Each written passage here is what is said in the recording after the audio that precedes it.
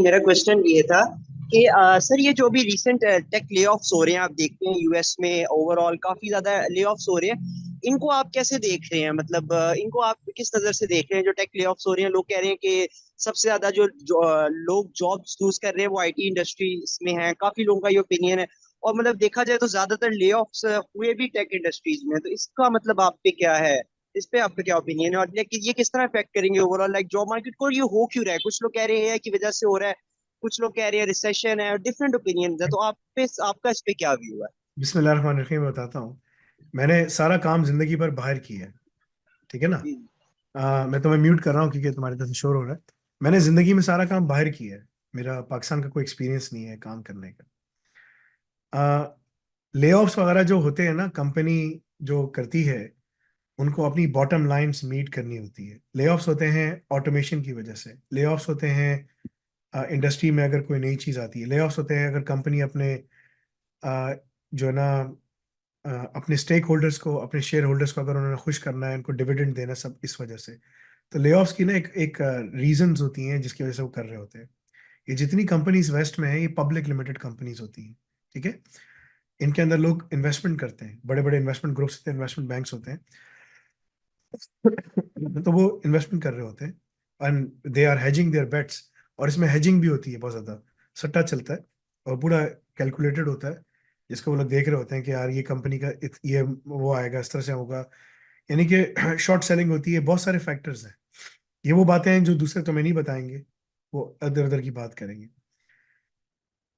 लेकिन उसका जो अंडरलाइंग फैक्टर एक बड़ा इंपॉर्टेंट है जो एक होता है। अगर आप किसी भी कंपनी में काम कर रहे हैं और अपने आप को कंटिन्यूसली अपडेट नहीं कर रहे, तो know this, a technology will come and will replace you. ठीक है ना। And they will it will replace you. तुम्हें फिर काम नहीं मिलेगा, तुम बैठ जाओगे। और जो फंडामेंटल प्रॉब्लम लोगों के साथ है वो ये होता है कि जब वो कहीं जॉब पे लगते हैं तो वो कहते हैं यार जॉब हो गई, बस अब सब छोड़ दो, अब बस जॉब पे सुबह शाम जॉब पे जाओ, काम करो।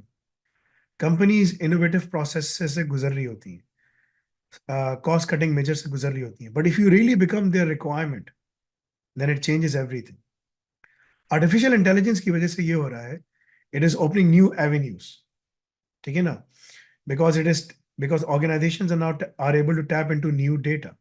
सो as per the world economic forum, 1 billion लोगों को रीस्किलिंग की जरूरत है। अगर 1 बिलियन लोग रीस्किल नहीं करेंगे, दे will be replaced by another 1 billion people. So it's not like कि 1 बिलियन जॉब्स जा रही हैं, नहीं। 1 बिलियन पीपल को जरूरत है, क्योंकि एआई उस लेवल पे नहीं है। एआई अभी तक उस लेवल पे नहीं। एआई को बहुत टाइम लगेगा। एआई ने जो अभी तक सारा डेटा कंज्यूम किया, जो ओपन एआई ने, चैट जीपीटी ने, लामा 2 ने, लामा 1, अब लामा 3 आ गया, हम यूजिंग इट। क्लॉड है, मुख्तलिफ जो मॉडल्स हैं, जेमिनाई जिसका था, they named it something, Bard and now this Gemini. ये सारा वेब स्क्रैपिंग करके इंटरनेट से जो सीखना था सीख लिया। पर ऑर्गेनाइजेशंस के अंदर घुसना उसके लिए बहुत मुश्किल है। It takes time. ऑर्गेनाइजेशन का डेटा क्लस्टर्ड एंड अनक्लस्टर्ड है, स्ट्रक्चर्ड एंड अनस्ट्रक्चर्ड है। डेटा रिसोर्सेज सही तरह नहीं है, there is a lot of things. तो अभी ऑर्गेनाइजेशन के अंदर जो डिजिटल ट्रांसफॉर्मेशन हो रही है, वो उसको डेटा को स्ट्रक्चर और अनस्ट्रक्चर फॉर्म में लाना है। फिर जो दूसरी डिजिटल ट्रांसफॉर्मेशन की फेज होगी, वो उस डेटा को एलएलएम्स के अंदर फीड करना है। फिर कहीं जाकर ये, और इस पूरे प्रोसेस में 20-25 साल लग जाएंगे, बिकॉज ऑर्गेनाइजेशन इतने आराम से रिएक्ट नहीं करती। ठीक है ना। तो जिसके पास DevOps, SysOps, AI, cyber security, इनके स्किल्स हैं, they will be relevant. They will be relevant. लेकिन जिसके पास ये स्किल्स नहीं है, they will be kicked out. Because technology is going to replace people wherever it can automate things, but wherever there is like human discretion is involved, जहां उसके पास है, that is something that technology will not replace as of yet right now. What happens in the next 50 years is anyone's guess. ठीक है। सो अगर तुम्हें पढ़ना है, काम करना है, और अगर तुम पढ़ते रहे, काम करते रहे, अपने आप को एंगेज करते रहे, तो तुम बैठे रहोगे। लेकिन अगर, जैसे अभी बहुत बड़ा ले ऑफ इंडस्ट्री में आएगा डेवलपर्स का। डेवलपर्स का नौयत चेंज हो गई है। सैम ऑल्टमैन की एक बात आ रही थी उसमें, पॉडकास्ट में कह रहा था कि अब लोग नेचुरल लैंग्वेज के अंदर डेवलपमेंट करेंगे। It's a completely different phenomena. तो you don't have to be an expert in any language. But अभी हमने जो पूरा वो बनाया, उसमें हमने natural language, Python, but there are certain languages जिस पे आपको काम आना चाहिए। पाइथन है, सी है, जावा है, दिस इज समथिंग कि आपको असेंबली मतलब कि करनी है, सी प्लस प्लस, कुछ चीज़ों पे आपको काम आना चाहिए, and these will become the foundation जिस पे आप काम करोगे. So the point is you need to continuously update and upgrade yourself, because if you don't, you will be out. So normally जो layoffs होते हैं ना, वो stagnant departments में होते हैं, जो काम नहीं कर पाते, या हमारी कंपनी में जो भी रेवेन्यू होता है हम डिपार्टमेंट वाइज इसको डिवाइड करते हैं. इंटरनेशनली यही काम, मैंने बताया ना, मैं बाहर मुल्कों में CIO, CISO, CTO उस तरह रहा हूँ, तो मैं तुम्हें उसी के हिसाब से बात करूंगा, बिकॉज इसी तरह काम होता है.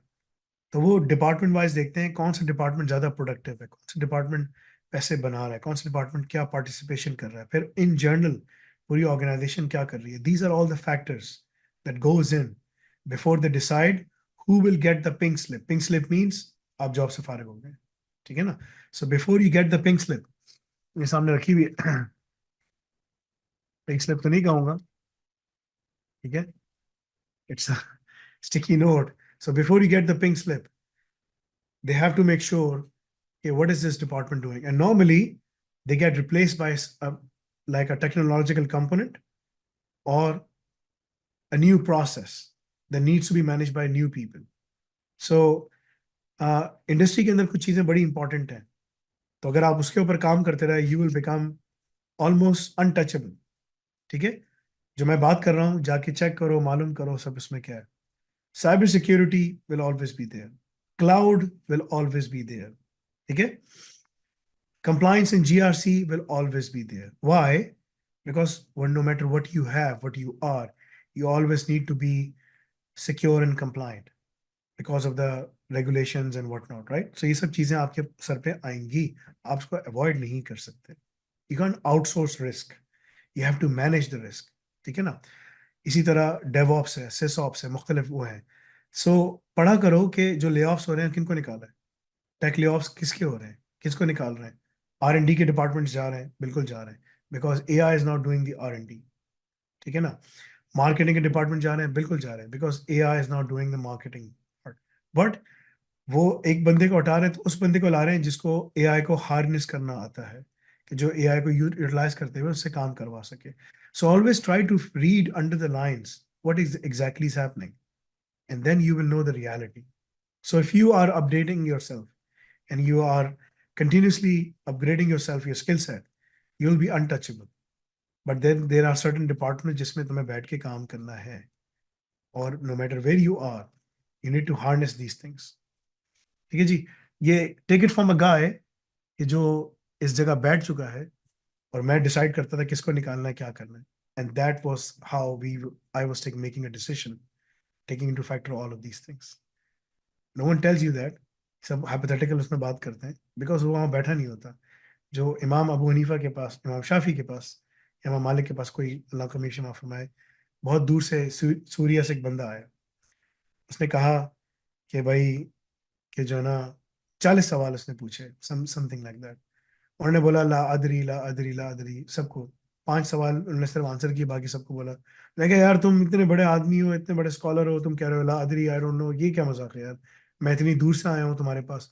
उसने कहा जाओ लोगों को बताना कि इमाम मालिक ने कहा कि आई डोंट नो, नाम लेके बताना. उसने कहा बिकॉज ये मैंने काम कभी किया नहीं. द थिंग इज के यहाँ पर because of YouTube and LinkedIn and all of these things, हर कोई जो है ना कमेंटेटर बना हुआ है, उसने काम नहीं किया होता और वो अपनी व्यूज दे रहा होता है. ये एक और बड़ा मसला है, बिकॉज वो उल्टी सीधी वीडियो सारी बना लेगा, इधर उधर की बात कर लेगा, फलाना फलाना, ठीक है, थर्ड पर्सन में बात कर लेगा, लेकिन वो इसके ऊपर भी बात करके लोगों को, बिकॉज उसके जो सोर्स ऑफ रेवेन्यू है वो हराम सोर्स ऑफ रेवेन्यू है, यूट्यूब पे एडवर्टाइजमेंट दिखा के पैसे कमाना. तो उसके लिए तुम्हें कुछ भी बात करके तुम्हें एंगेज रखेगा. That's exactly what people are doing, ठीक है, because they have a ulterior motive right now, and that's how they do all of these things. ठीक है. So if you want to take it, always try to understand कि इसका खुद का background क्या है, कहाँ काम किया है, किस लेवल पे काम किया है, सिर्फ सोशल मीडिया इन्फ्लुएंसर है या कोई काम भी किया है. एंड यू बी सरप्राइज, काम कुछ नहीं होता. एक होता है एकेडेमिया काम करना, एक होता है इंडस्ट्री में काम करना, जमीन आसमान का फर्क है. It's a big day and night difference.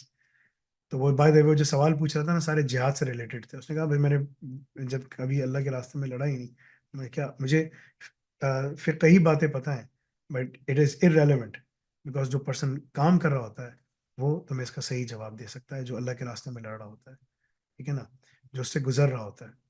So that's much better.